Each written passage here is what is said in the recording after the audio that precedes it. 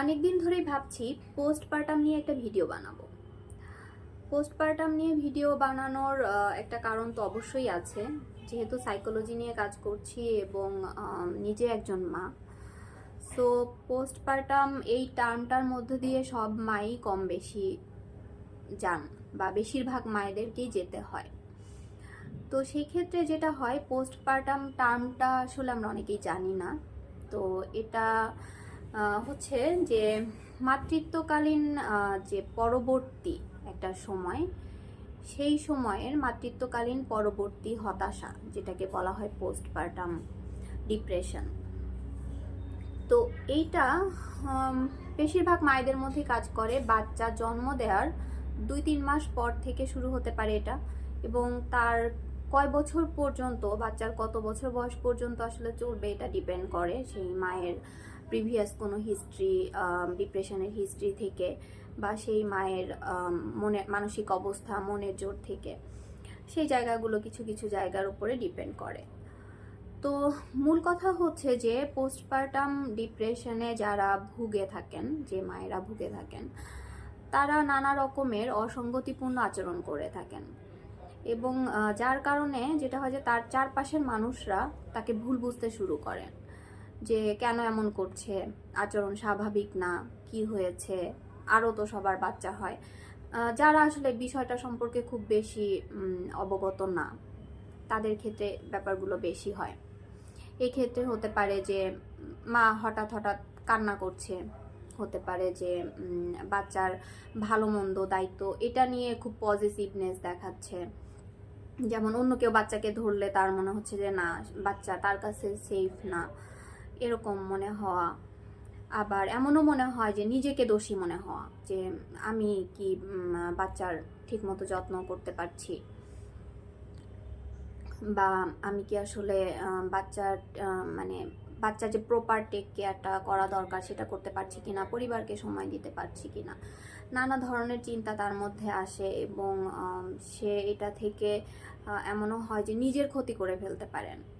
তো এই জিনিসগুলো আসলে একটা মায়ের মধ্যে কাজ করে। তাছাড়া মেজাজ খিটখিটে হয়ে যাওয়া, অনেক কিছুই সহ্য করতে না পারা, খুব ছোট ছোট জিনিস, সামান্য সামান্য জিনিসগুলোকে অসহ্য মনে হওয়া, খুব কাছের মানুষ যেমন নিজের হাজবেন্ডকেই হয়তো তার সহ্য হচ্ছে না, নিজের মাকে ভালো লাগছে না, তার কারো কথা ভালো লাগছে না, যেটা হয়। এবং বাচ্চার প্রতিও একটা সময় বিরক্তি চলে আসতে পারে।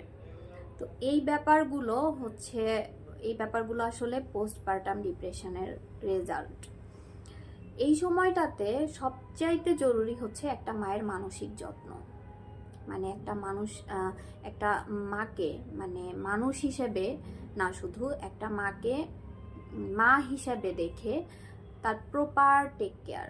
এবং এই টেক কেয়ারটা একদম তার মানসিক যত্ন নেওয়া, যেটা সবচাইতে তার কাছের মানুষ যারা আছেন, তার মা, হাজব্যান্ড, বাবা, ভাই, বোন, যেই থাকুক, তার সারাউন্ডিংয়ে যারা থাকেন, তিনি যাদেরকে নিয়ে বসবাস করেন, তাদের জন্য খুব জরুরি এটা জানা যে কিভাবে ওই মায়ের টেক কেয়ারটা করতে হবে। কারণ ওই মাটা না তখন নিজেকে খুব অসহায় ফিল করেন।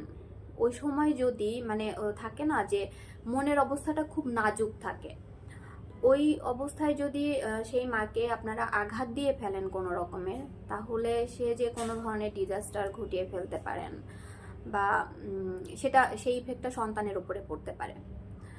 এই জায়গাগুলো একদম মেইন জায়গাগুলোর কথা আমি বললাম, যে মা হচ্ছে নিজেকে অপরাধী মনে করা, বাচ্চার প্রতি বিরক্তি চলে আসা, চারপাশের মানুষের প্রতি খিটখিটে মেজাজ হয়ে যাওয়া, খাবারের অরুচি হওয়া, ঘুম না হওয়া, এবং অযথা কান্নাকাটি করা, আবার অযথাই রাগ করা, এই জিনিসগুলো চলে আসতে পারে, যেটাকে খুব ঘন ঘন মুড সুইং হওয়া। এই জিনিসগুলো একটু খেয়াল রাখতে হবে চারপাশে আমরা যারা আছি। এবং তার এই ব্যাপারগুলো যতদিন চলে ততদিন একটু সহ্য করে নিতে হবে, একটু কম্প্রোমাইজ করতে হবে। অনেকেই বলে থাকেন যে বাচ্চা আরও তো মানুষের হয়, তারা তো এমন করে না। আসলে সবাই কম বেশি করেন হয়তো, বা সবাই না হলেও বেশিরভাগই করেন, কিন্তু সবাই বুঝে উঠতে পারে না ওই যে বলে হয়তো যে এমন কেন করছে, বা আসলে ওর আচরণ চেঞ্জ হয়ে গিয়েছে, কিন্তু কেন হয়েছে সেই কারণটা প্রপারলি জানা হয় না। এখন এই বিষয়গুলো নিয়ে অনেকেই সচেতন, এগুলো নিয়ে কথাবার্তা হচ্ছে, লেখালেখি হচ্ছে। সাইকোলজি নিয়ে যারা কাজ করছেন তারা বলছেন, মায়েরা নিজেরা যারা সচেতন, যারা এটা নিয়ে জানেন, স্টাডি করছেন, তারা বলছেন। আমি নিজে একজন মা হিসেবে বলছি, ওই সময়টা তাকে কোনো মানসিক আঘাত দিবেন না, এটা রিকোয়েস্ট থাকবে। এবং যদি আপনার সে ওয়াইফ হয় তাহলে একটু কম্প্রোমাইজ করুন, অন্যান্য সময় তুলনায় একটু বেশি কম্প্রোমাইজ করুন। দেখবেন যে উনি ধীরে ধীরে জিনিসগুলোকে ওভারকাম করেছেন। আর যদি সেটা না হয় তাহলে হিতে বিপরীত হবে, তাকে হয়তো ট্রিটমেন্ট পর্যায়ে চলে যেতে হবে তাকে নিয়ে, যেটা আসলে ভালো হতেও কতদিন লাগবে সেটা বলা যায় না। কিন্তু মানসিক যত্ন একটা মানুষকে সুস্থ করতে অনেক অনেক বেশি সহায়তা করে, যেটা একটা মেডিসিন পারে না, যেটা প্রপার যত্ন পারে। ধন্যবাদ সবাইকে।